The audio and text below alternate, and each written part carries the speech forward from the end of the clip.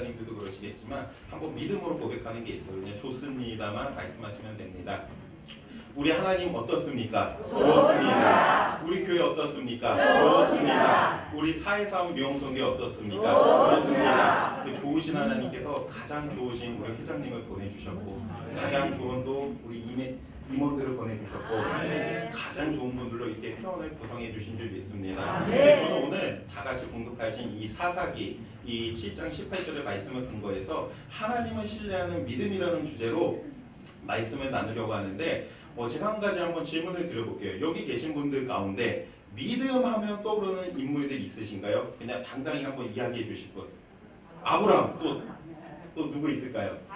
다윗, 맞아요. 다윗도 있고, 요셉도 있고, 다니엘, 이삭, 맞아요. 야곱, 맞아요. 야곱도 있고. 여기 계신 분들이 지금 다 뭐 아브라함, 이삭, 야곱, 요셉, 뭐 다니엘 해가지고 정말 다 믿음의 사람들을 다 이야기를 하셨어요. 믿음의 사람들을 이야기를 하셨는데, 저는 그 중에서도 다 모든 생각하시는 분들이 다 믿음이 정말 대단한, 성경에 기록되어 있으면 다 믿음이 대단하신 분들이에요. 근데 저는 이 아브라함을 봤을 때 정말 그분이 정말 이 믿음이 대단하다고 생각을 하는데, 우리는 그냥 이삭을 그냥 하나님 앞에 가가지고 이제 바치려고 하는 그 믿음 때문에도 우리가 그런 생각을 하고 있지만, 하나님께서 이삭을 이제 태어나게 해주셨을 때 할례를 행하잖아요. 할례를 행하는데 그 깐난하게요. 잘 아시겠지만 그때 당시 무슨 병원이 있어요. 날카롭고 정교한 칼이 있겠어요. 소독제가 있겠어요. 뭐가 있겠어요. 잘못 그렇게 수술을 하다 보면 애가 덧나가지고 죽을 수도 있어요. 죽을 수도 있지만 하나님께서 그 깐난하게 태어났을 때도 하나님께서 해라고 하니까 그때부터도 이삭을 드릴 수 있는 믿음이 있었던 거예요. 그래가지고 저는 이 아브라함을 보면, 아브라함은 나중에 이삭이 그 청소년기에 됐을 때 그때 바치러 갈 때도 아브라함의 그 믿음이 있지만, 이삭이 그 태어났을 고 얼마 지나지 않았을 때도 하나님께서 그렇게 행하라고 하니까 그렇게 행할 만큼 정말 믿음이 있는 분이다 해가지고 정말 이분은 대단한 분이다 그런 생각을 하는데, 저는 오늘 이 사사기 말씀 가운데 나오는 그 기도원에 대해서 알아보려고 하고 있어요. 기도원에 대해서 너무나도 많이 들어보셨겠지만, 이 기도원은 오늘 우리가 이야기했던 아브라함, 이삭, 야곱, 요셉, 뭐 다니엘과 같이, 뭐 다윗과 같이 그렇게 믿음이 대단했던 자가 아니었어요.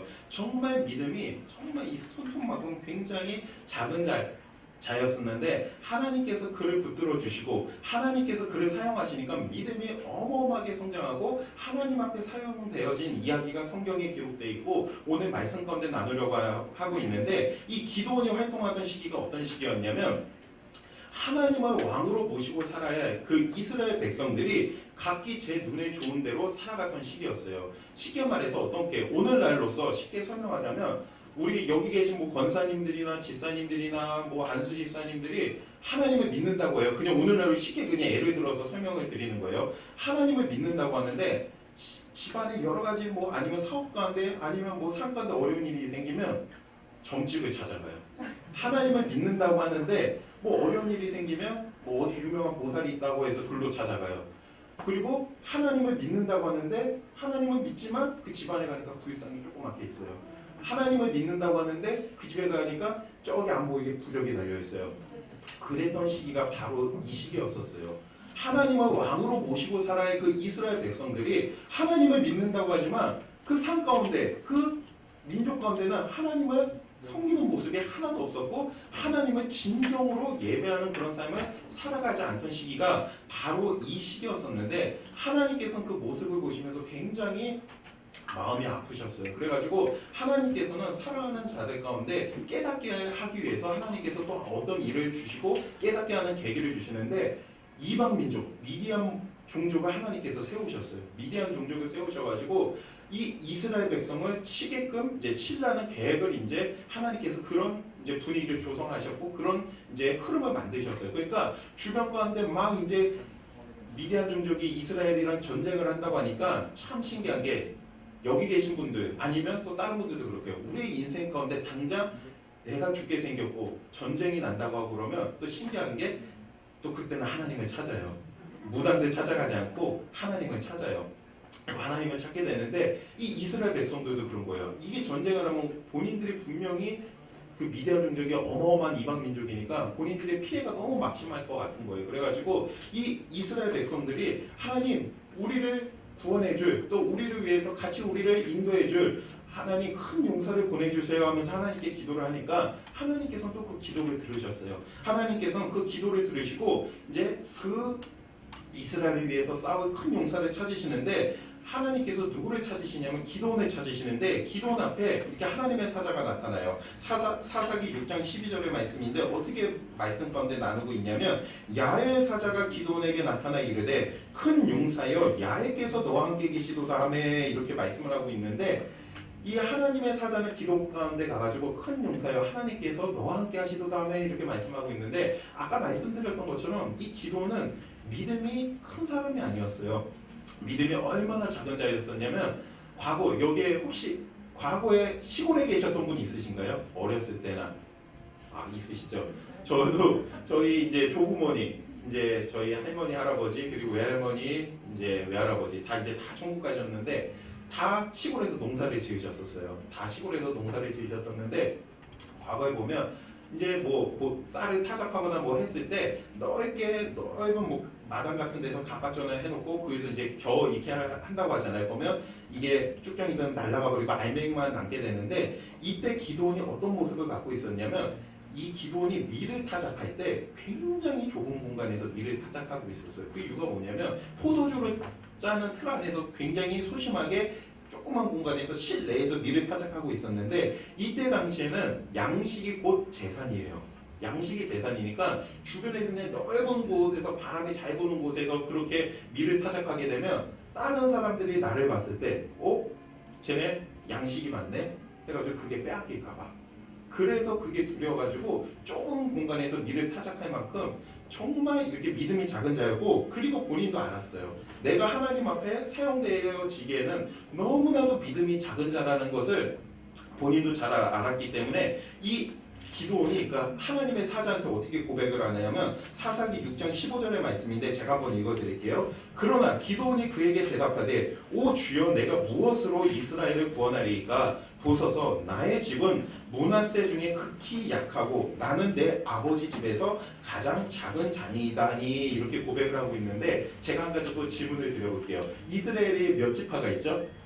예 맞아요. 12지파가 있는데 이 기도원이 뭐라고 고백을 하는 거냐면 하나님 아시지 않습니까? 이스라엘에 그 12지파가 있는데 제가 속한 그 므낫세 지파는 그 12지파 중에서 가장 약한 가장 연약한 지파입니다. 그 가장 연약한 지파이고 그 지파 가운데서도 우리 아버지가 속한 가문은 그 중에서도 제일 약한 가문이고 그 중에서도 제가 제일 보잘것 없는 사람인데 왜 저를 큰 용사라고 부르십니까? 하면서 하나님의 사자한테 그러는데 하나님의 사자가 그래도 너는 하나님을 위해서 일해야 된다. 너는 큰 용사이기 때문에 하나님을 위해서 싸워야 된다. 이렇게 하나님께서 말씀을 하시니까 기도원이 네 알겠습니다. 그렇게 말을 해요. 말을 하는데 아직 마음 가운데 그렇게 확신은 없었어요. 확신은 없었고 하나님께서 기도원에게 한 가지 임무를 주세요. 무엇이었냐면 저 이스라엘 땅 가운데 너무나도 우상 숭배가 심했기 때문에 아세라 신상이랑 바알 신상이 뭐 이렇게 있는 곳인데 그곳에 가서 그곳을 넘어뜨려서 목을 꺾어버리라고 해요. 근데 또 한 가지 질문을 드려볼게요. 오늘날이에요. 오늘날인데 여기 계신 분들 중에 하나님이 진짜 말씀을 하시는 거예요. 여기 어떤 권사님에게 야 뭐뭐뭐 권사님아 하면서 너는 저 조계사 가가지고 저기 불상 한번 밀어뜨려가지고 그거를 깨뜨려라. 우상이니까. 그럼 여기서 하실 수 있는 거 한번 손 들어보세요. 권사님 대단하십니다. 저 같으면 못할 것 같아요. 저 같으면 못할 것 같은데 그런 식이었던 거예요. 하나님께서 그렇게 말씀을 하시니까 이 기도원이 네 알겠습니다 했는데 당장 마음에는 그렇게 하기에는 지금 부담스러운 거예요. 부담스러워가지고 한낮에 가면 사람들이 다 쳐다볼 거 아니에요. 다 쳐다보니까 이 기도원이 어떻게 하냐면 한밤 깜깜한 밤 가운데 가는 거예요. 아무도 보이지 않는 지금은 뭐 형광등이 있죠. 가로등이 있으니까 지금 오히려 우리가 불빛이 밝아가지고 뭐 공해도 있지만 공해가 있어서 별도 안 보이는 것도 있지만 워낙 주변이 밝아요. 밝아서 별도 안 보이는 그런 게 있는데 과거에는 뭐 아무것도 없잖아요. 오직 이 별빛만 있고 달빛만 있고 뭐 이제 횃불이 있으면 횃불은 그것만 있겠죠. 근데 아무도 그렇게 보지 않는 그 밤에 몰래 가가지고 바알 신상 넘어뜨리고 아세라 신상을 넘어뜨리고 해서 그래서 그렇게 목을 꺾었었는데 그만큼 믿음이 굉장히 소심했던 자고 하나님께서 말씀하시지만 그 일을 행하긴 하지만 아직까지도 그 마음가운데 확신이 없었던 사람이었어요. 근데 이 기도원이 자꾸만 하나님께서 그렇게 말씀하시니까 이 이스라엘을 위해서 사용되어줘야 된다 그렇게 말씀하시니까 하나님 앞에 표적을 보여요. 표적을 보았는데 우리가 너무나도 잘 알고 있는 이야기인데 양털 뭉치를 가지고 해가지고 이걸 밖에다 딱 놓고 어떻게 하냐면 하나님 제가 한번 이 양털 뭉치를 밖에다 놓고 자겠습니다. 그 대신 하나님께서 저를 정말 택하신 게 맞으시면 이 다음날 아침에 일어났을 때 제가 꺼낸 그 양털만 이슬에 젖게 해주시고 나머지는 아무것도 안 젖게 해주세요 하면서 잠을 잤어요. 다음날 아침에 어떻게 됐죠? 본인이 그렇게 기도한 대로 돼 있어요. 본인이 내놓은 양털 뭉치만 흠뻑 젖어 있는 거예요. 그러니까 기도원이 그러면 이러면 딱 끄시면 되잖아요. 근데 한 가지 하나님한테 더 그래요. 하나님께서 그렇게 하신 건 아니겠는데 다시 한 번만 보여주세요 해가지고 이번에는 본인의 양털 뭉치만 마르게 해주시고 나머지 것들은 다 적게 해주세요 하고 또 그렇게 되는데 다음날 아침에 가니까 어떻게 됐죠? 또 본인이 기도한 대로 본인이 내놓은 양털 뭉치만 바짝 말라있고 나머지 것들은 흠뻑 젖어 있는 것들을 보게 됐어요. 그래서 그 마음가운데 아싸 하나님이 진짜 나와 함께 하신다. 이 전쟁 한번 해야 되겠다. 이 전쟁 해가지고 하나님의 일하심을 보여줘야 되겠다 해가지고 이 기도원이 이스라엘 민족 가운데 이제 군대 모집 공고를 내요. 우리도 그 어떤 이제 일이 전쟁이 이제 가까워지게 되면 어떻게 되냐면 일단 예비군이 동원되게 되고 그거보다도 안 되면 이제 민방위까지 같이 이렇게 동원되고 되는데 이때도 그러니까 이제 전쟁을 해야 되니까 이스라엘의 건강한 남자들 장정들을 이제 모집하기 시작해요. 그래가지고 이렇게 이제 우리가 미디안 종족이라는 전쟁을 할 거니까 모여주세요. 우리 전쟁에 나갈 사람들은 모여주세요 해가지고 그렇게 소집을 하니까 몇 명이 모였죠?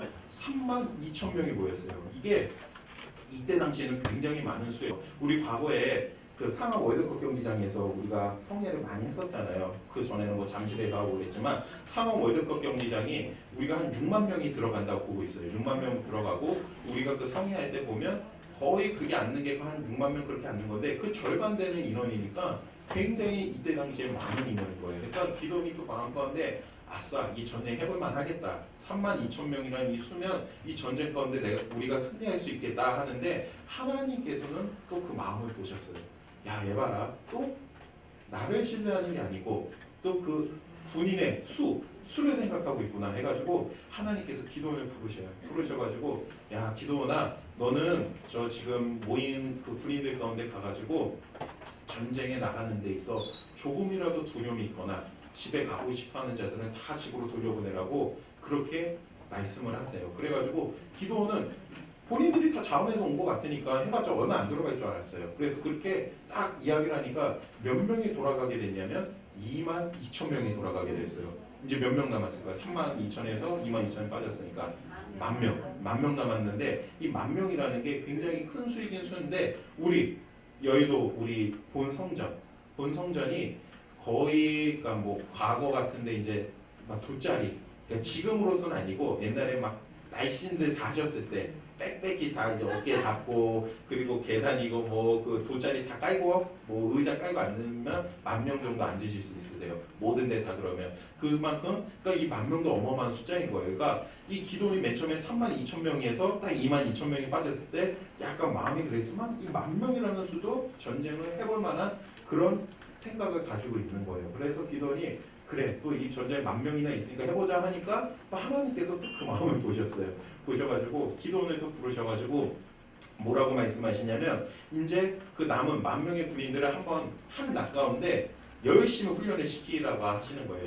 훈련을 시키고 이제 그렇게 열심히 훈련을 시킨 다음 물가로 데려가서 물을 먹게 하라 이렇게 하나님께서 말씀하시는데 그래가지고 이제 한낮에 이 중동 지방에서 엄청 열심히 이제 훈련을 했죠. 그러니까 목이 얼마나 또 타겠어요. 목이 타니까 이제 딱 물가로 가가지고 이제 10,000명의 군인들이 이제 물을 먹는데 다 제각각인 거예요. 어떤 사람은 그냥 무릎을 꿇고 그냥 입을 그냥 물에다 갖다 대고 그냥 쭉쭉 마시는 사람도 있었을 거고 어떤 사람은 손으로 물을 떠서 마시는 사람이 있을 거고 여러 가지 모습이 있었는데 하나님께서 기도원에게 뭐라고 말씀하시냐면 무릎을 꿇지 않고 손으로 물을 떠서 마신 사람만 냅두고 다 돌려보내라고 말씀하세요. 근데 이게 뭐 어떤 뜻보다도 그 수가 제일 적었어요.